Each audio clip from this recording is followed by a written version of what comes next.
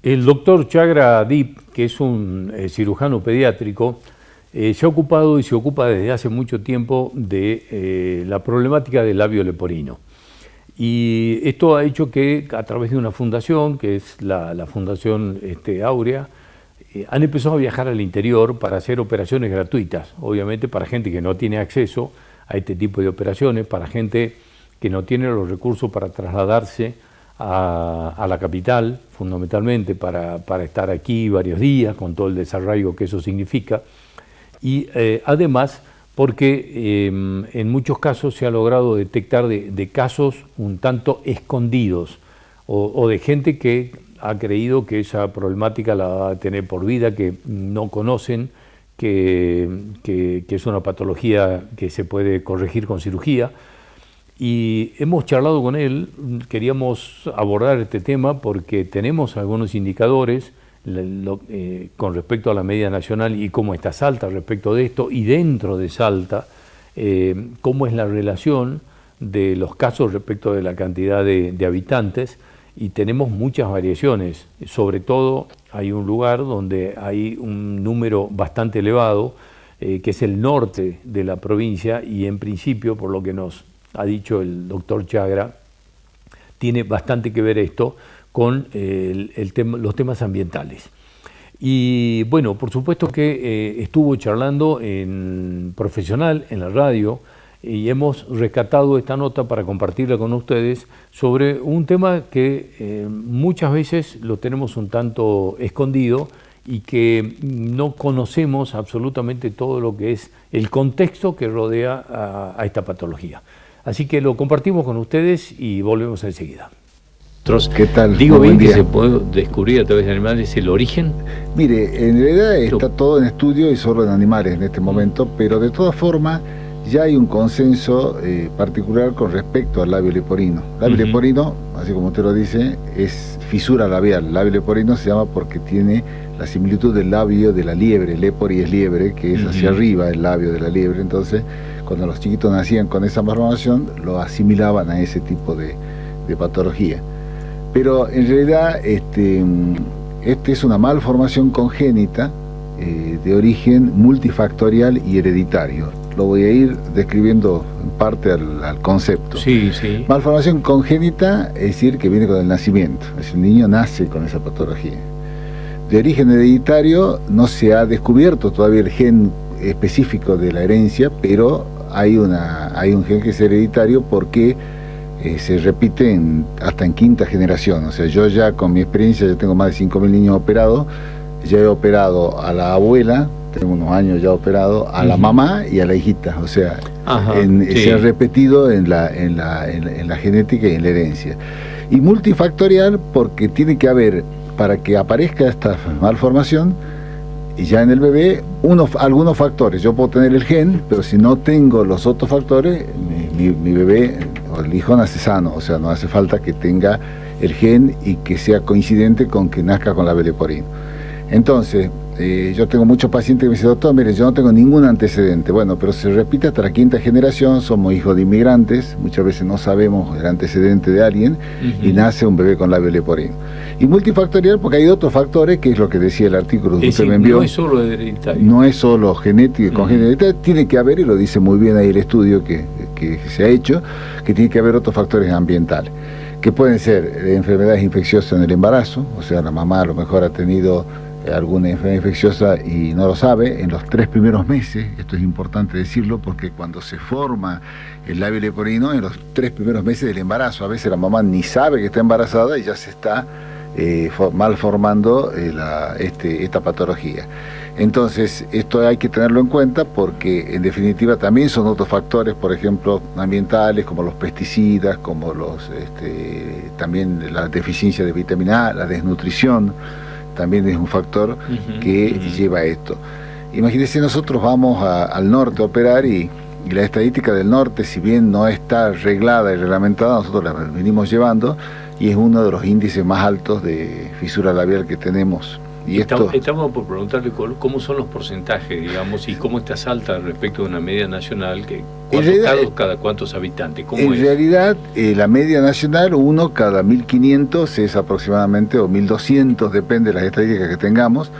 Y Salta tenemos lugares de 1 cada 600 nacidos vivos en el norte con esta patología. Ese es el número, la estadística en el norte. En el norte, pero por ejemplo hay lugares en el sur de Bolivia donde hay más todavía, o en lugares de México donde la estadística llega a 1 cada 80 nacidos vivos en pueblos así. Pero ¿por qué es esto? Yo le explico por qué.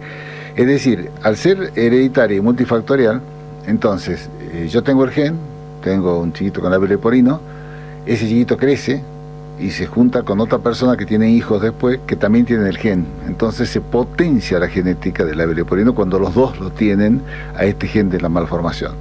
Como no hay migración en esos lugares, o sea, no es que se van de ese lugar, sino que la persona que se queda a vivir habitualmente allí va a tener hijos con otra persona vecina de allí que a lo mejor lo tenga, eso se va a ir potenciando. Lamentablemente entonces no es que vamos a tener menos labio leporino, sino que vamos a tener más en este contexto. Pero los factores ambientales, que son los que en definitiva desencadenan muchas veces esta malformación, también se los puede controlar. Es lo que nosotros podemos controlar. No podemos controlar la genética. Yo no puedo decir no tengo que controlar algún tratamiento preventivo. Sí, las deficiencias de ácido fólico, la de vitamina A, hay que darle a la madre porque se puede suponer que es ahí también la causa. Tener cuidado con los pesticidas, que no fume, el tabaquismo, el alcoholismo, también son factores, y la desnutrición. Entonces, si nosotros cuidamos lo que podemos cuidar, que son los factores ambientales, podemos disminuir el índice de patología en este caso. Bueno, el tema es que esto no tiene que ver solo con una cuestión estética, digamos, del labio, sino que esto está directamente relacionado con el tema del paladar. Exactamente. El niño puede nacer con la fisura labial sola, o sea, simplemente el labio y el paladar lo tiene sano. Puede nacer con el labio y el paladar hendido, o sea, se llama fisura labio-alveolo-palatina, porque nace también con la encía partida. Puede ser de un lado o puede ser de los dos. Yo le mostraba fotografías y después tengo autorización de los padres para mostrarlas, así que no hay problema para que las enseñe. En el caso de chiquitos que es un solo lado, es menos grave que si son de los dos lados. O sea, el labio está abierto de los dos lados, entonces requiere muchos más tiempos quirúrgicos, y el unilateral, por supuesto, también requiere cirugía, pero si es del paladar, va a necesitar cirugía del labio y del paladar, tanto blando como duro, porque el paladar es toda una extensión. La campanita, que nosotros no la vemos, que la úvula famosa, es parte del paladar blando, y el paladar duro es parte de lo que cierra todo lo que es la arcada dentaria. Entonces, ahí tenemos que trabajar en equipo fundamentalmente también. Esto es un buen dato que le doy, no solamente el cirujano, sino también es el fonoaudiólogo, es el psicólogo, es el odontólogo, que participa activamente en la recuperación foniátrica y en la recuperación de la dentición de los niños. Se ha avanzado muchísimo con la odontología. Yo hace 20 años hacíamos cirugía que hoy no se hace porque la odontología ha avanzado mucho, hay implantes dentales, hay un montón de situaciones para corregirlo y que estéticamente quede muy bien, ¿no? Bien, ¿cómo es el tema de las operaciones? ¿Hay un plazo, digamos, después del nacimiento? ¿Hay un plazo ideal? ¿Hay un plazo definitivo, digamos, que después no se puede operar? Sí, siempre se puede operar. O sea, aunque sea adulto se puede operar, porque siempre va a estar mejor si se hace la cirugía. Sin la cirugía el paciente no se recupera. O sea, en definitiva, no hay ningún tratamiento médico que yo diga, bueno, voy a hacer odontología, fonoaudiología, lo voy a mejorar, no lo voy a operar. No, porque ya hay una disrupción, hay una patología en el labio que hay que corregirle en el paladar. Está abierto, o sea, lo normal es que esté cerrado, no que esté abierto, entonces hay que cerrarlo. Lo ideal es empezar apenas nace el bebé, o sea, nace el bebé con la patología que hoy ya se diagnostica con ecografía y con estudios. Ya la mamá sabe que su bebé tiene labio leporino cuando está embarazada, ya nos hacen la consulta generalmente en el embarazo. Entonces nosotros ya le vamos explicando cuáles son los pasos. Lo primero que hay que descartar es que esa malformación, como digo, del labio leporino, no venga acompañada de otras malformaciones, porque a veces es parte de un síndrome genético, y no solamente el labio leporino, sino que tiene alguna insuficiencia cardíaca, tiene algún otro problema que el chiquitito expresa con el labio leporino. Cuando descartamos eso y solo es el labio leporino, que es lo que estamos hablando, apenas nace el bebé, se le requiere hacer una plaquita si tiene el paladar abierto para que el alimento, imagínense, está todo abierto, entonces se va a alimentar, va a succionar y se puede broncoaspirar el bebé. Entonces se hace una plaquita apenas nace, ya se llama al odontólogo, para que se pare esa hendidura que está abierta y que por supuesto hay que cerrarla, pero más adelante. Y a partir de allí se la educa a la mamá, se la instruye para cómo alimentarlo, y después posteriormente se programa la cirugía del labio, que se hace a los 3 meses de edad. Es lo ideal. Es lo ideal. Es decir, a partir de los 3 meses. En realidad es a partir de 3 meses, pero no más de los 5 meses es lo ideal. ¿Por qué? Porque el desarrollo muscular nos permite a nosotros que operar un labio con mayor fibras musculares para poder cerrarlo bien, que son los auriculares de los labios, y aparte para que ya las estructuras dentarias y para todo lo que es el maxilar no se expanda. Imagínense, si está el labio abierto, el crecimiento del paladar es hacia adelante y no tiene freno, porque no tiene el labio. Al estar cerrado el labio, ya tenemos menos dificultad para ese tema. Y después lo que hacemos nosotros, ya hay distintas escuelas, pero después de tanta experiencia, lo que hacemos nosotros es operar el paladar blando primero, que es la parte de atrás, antes del año de vida, porque el chiquito ya empieza a jugar con su aparato fonador, o sea, ya empieza a hablar, a querer balbucear al año, entonces lo bueno es que tenga cerrado el paladar, el blando. Y después el paladar duro, que es la parte de adelante, ya lo vamos regulando y lo hacemos a partir de los 2 años de vida, ya cuando está solidificado. Con respecto a lo que nos decía hace un rato, que se detecta, digamos, en el embarazo, nos contaba antes de que salgamos al aire que hay experiencias, creo que en México nos dijo, de algunas operaciones intraútero se habían hecho, sí. Se dejaron de hacer porque el riesgo de vida era alto. Ajá. Entonces el riesgo de vida para el bebé, pero se hicieron operaciones de estas características porque al haber regeneración de la célula en el embarazo, al haber células madre, el chiquito se lo operaba intraútero, se lo sacaba, se le operaba el labio, se lo volvía a colocar dentro del vientre, seguía el embarazo, y el bebé nacía sin labio leporino, porque ya nacía con el cerrado su labio y con la regeneración, entonces no había cicatrices sino regeneración. Esto daba muy buenos resultados estéticos, pero en definitiva el riesgo de vida era alto, y no se justifica, ya se ha dejado de hacer, y no se justifica tener semejante riesgo por una cirugía que después, esto quiero decirlo bien claramente, que si se opera en tiempo y forma, si se hace un tratamiento odontológico en tiempo y forma, si se hace un tratamiento foniátrico, el chico recupera prácticamente todo, es decir, se recupera casi al 100%, es decir, solamente queda una cicatriz estética en el labio, que se corrige, inclusive cuando son más grandes, la nariz leporina también, porque no sé si ha observado, tiene el labio y la nariz. La nariz ya la operamos con un poquitito más grande, se hacen injertos de cartílago, y la verdad que yo tengo pacientes que, se los puedo mostrar, ya son profesionales, inclusive abogados, médicos, etcétera, que usted los ve y no tienen prácticamente absolutamente nada y no se dan ni cuenta que tiene labio leporino. Entonces, por eso la recomendación, digamos, de que se haga cuanto antes. En tiempo y forma. O sea, no es cuanto antes, sino cuando corresponde. Si yo le digo que el labio hay que operar a los 3 hasta los 5 meses, lo operamos. Ahora, ¿qué pasa? Esto es muy difícil porque imagínense un paciente que nace, vamos a suponer, en Morillo o en el interior. Y yo le digo, venga a los 3 meses. El paciente se tiene que trasladar, traer la mamá, tiene que venir con la familia, tiene otros chicos, lo tiene que dejar y llega al hospital. Le digo porque me ha pasado como jefe de servicio, yo he sido fundador del servicio de cirugía plástica del hospital de niños. Llega el paciente y está resfriado, porque en el camino, el aire acondicionado del colectivo, el aire, el viento, entonces le decimos, no, mire, no lo podemos operar porque no está en condiciones, es cierto, porque está resfriado, tiene que volver. Y el paciente, cuando va a volver dentro de 2 meses más, capaz que no puede. Y así se va retrasando la cirugía en los pacientes del interior. Lamentablemente terminan operándose no en tiempo y forma. Por eso la importancia de que salen ustedes. Exacto. Entonces, después de haber vivido esa experiencia, nosotros en la Fundación Aure hemos hecho convenio con distintos lugares, como ser en Orán, con la Fundación de Argentinidad, que era intendente el doctor Pablo González. Hemos operado más de 100 niños en el sanatorio, totalmente gratuito. O sea, no es que es gratis la cirugía porque tiene costo, pero los costos los financiamos entre ambas fundaciones y la colaboración. Y también hemos ido a Rosario de la Frontera, hemos ido al interior también, a Cafayate, hemos ido a Cachi atendiendo. Cuando no hay quirófano, lo que hacemos es, hacemos convenio y lo trasladamos a los pacientes y tratamos de financiarlo.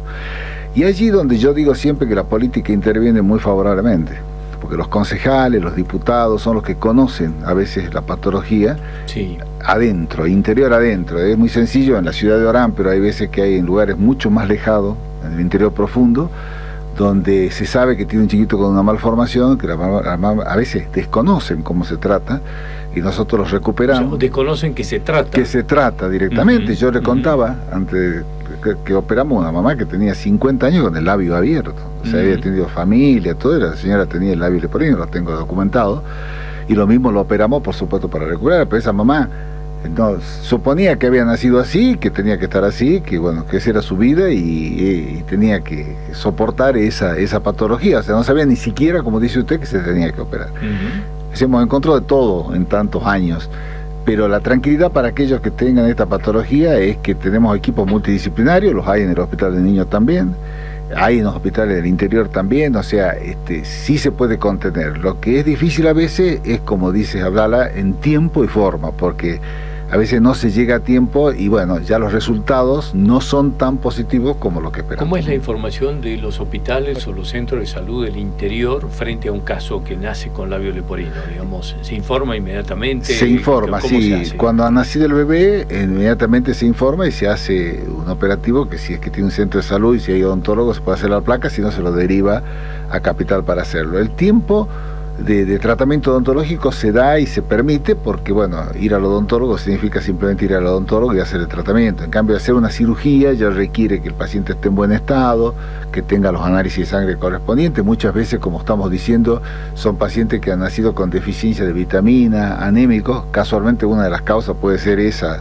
la multifactorial, que haya nacido con desnutrición, por eso es que ha influido en la madre que tenga este paciente de labio leporino, le cuesta alimentarse encima, entonces las cirugías son muchísimo más complejas y se requiere, por supuesto, de operativos más importantes para hacerla, y en ese caso sí tiene que intervenir todo el sistema de salud, tanto público como privado, o sea, o como fundaciones como tenemos nosotros, ¿no? ¿Cómo es el posoperatorio? El posoperatorio, el paciente se opera, fíjese usted, si todo anda bien, en el día se puede ir o al otro día se va a la casa, no hace falta, si es que salvo que sea un paciente que tenga alguna complejidad o tenga otra deficiencia, otra malformación, que da más tiempo internado, no debe succionar, el pacientito no debe chupar, no puede chupar 7 días, o sea, se lo alimenta, no con sonda, se lo alimenta con cucharita, con goteros, porque no puede chupar en la operación del labio. Ya cuando se opera el paladar un poquito más complejo, tiene que estar 20 días sin succionar, y después los puntitos se sacan a los 7 días en el labio y en el paladar caen solitos, o sea, en definitiva no es una cosa que tenga que la mamá de llevarlo a curaciones muy seguido, etcétera. Se hacen, así como diríamos nosotros, cancheras las madres, cuando ya tienen varias cirugías, ya ellos la manejan muy bien, saben bien cómo es, las madres responsables, se les hace unos tubitos de cartón en los bracitos para que no se meta la mano a la boca, porque la complicación más frecuente es el manotazo del propio niño, o sea, el chico le pica, le molesta y se manotea y se saca los puntos, entonces tenemos que tenerlo para no enyesarlo a los bracitos, porque es duro, le ponemos unos cartoncitos que se flexibilice, pero que no llegue a meterse la mano a la boca. Así que el postoperatorio es de esa característica. Bueno, muy bien. Vamos a seguir con el tema, así que le agradecemos que haber venido, doctor. No, por favor, y yo le agradezco a ustedes también. Nosotros ahora vamos a estar en Viña y Coronel Moldes, vamos a estar atendiendo, les decía, de la fundación, ampliado el espectro, también tenemos pediatras que vamos a llevar para hacer atenciones médicas y después eventualmente la cirugía. Ya colaboramos con el arco político para que nos colabore también para la derivación y el sistema de salud, por supuesto. Muy bien, muchas gracias por venir.